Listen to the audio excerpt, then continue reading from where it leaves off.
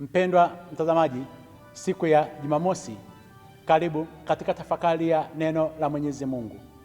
Tafakari yetu tunaipata kutoka katika Injili ya Yohane, sura ile ya 16, aya ya 23 mpaka ya 28. Siku ile Yesu aliwaambia wanafunzi wake, Amin, amin nawaambia, mkimwomba Baba neno lolote atawapa kwa jina langu. Hata sasa hamkuomba neno kwa jina langu. Ombeni nanyi mtapata, furaha yenu iwe timilifu. Hayo nimesema nanyi kwa mithali, saa yaja ambayo sitasema nanyi tena kwa mithali, lakini nitawapa waziwazi habari za Baba. Na siku ile mtaomba kwa jina langu, wala siwaambii ya kwamba mimi nitawaombea kwa Baba, kwa maana Baba mwenyewe awapenda, kwa kuwa ninyi mnanipenda mimi, na kusadiki ya kwamba mimi nalitoka kwa Baba. Nalitoka kwa Baba, nami nimekuja hapa ulimwenguni, tena na uacha ulimwengu na kwenda kwa Baba. Neno la Bwana. Sifa kwako, e Kristo. Mpendwa mtazamaji, katika mafundisho ya Bwana wetu Yesu Kristo kwa kundi hili la mitume ambao walikuwa wamevunjika moyo, na yeye amewaimarisha kwamba sitawaacha ninyi yatima. Baada ya shule kubwa, anawapatia njia ya kuweza kuwafanya hao waweze kusimama. Njia hii ni njia ya maombi. Maombi, mpendwa mtazamaji, ni tofauti na kusali.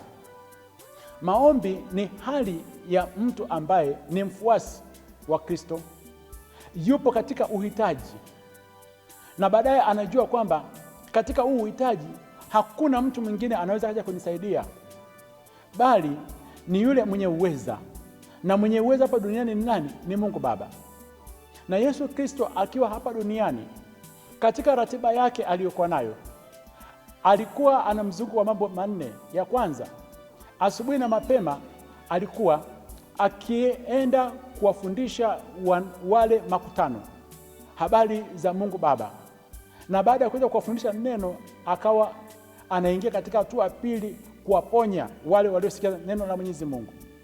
Baada ya kuweza kuwaponya, mida ya jioni, alitumia muda wake mwingi kukaa na wale mitume 12 akiwafundisha wamjue Mungu Baba.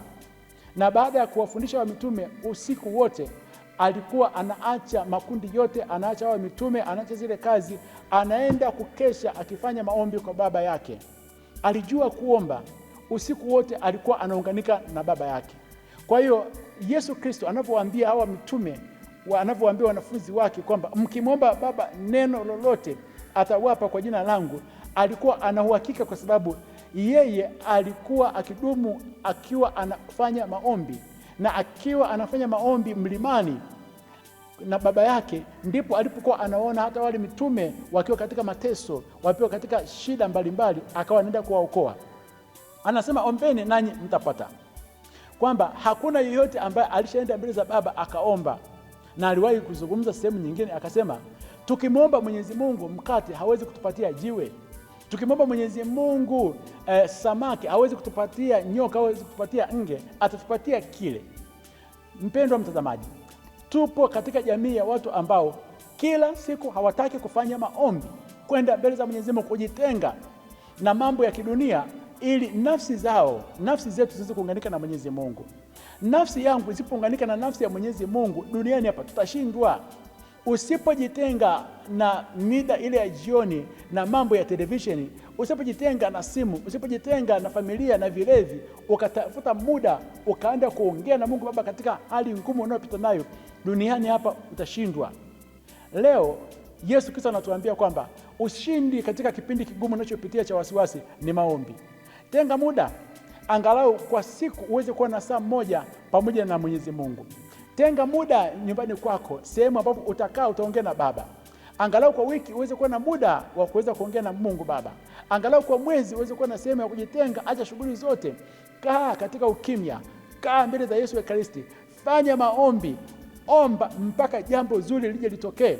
na ukisimama katika maombi mpaka jambo zuri lije litokee, Mungu atakujibu. Yesu Kristo amesema kwamba hayo amesema na sisi ili kwamba katika nyakati ambazo tulikuwa nadhani kama Yesu atatuombea, sisi tuanze kusimama katika zamu yetu, na yeye atoka pamoja na sisi. Uweze kuwa mtu wa maombi na damu ya Yesu ikulinde, uweze kuwa mshindi. Akubariki na kulinda Mungu Mwenyezi, Baba na Mwana na Roho Mtakatifu. Amina.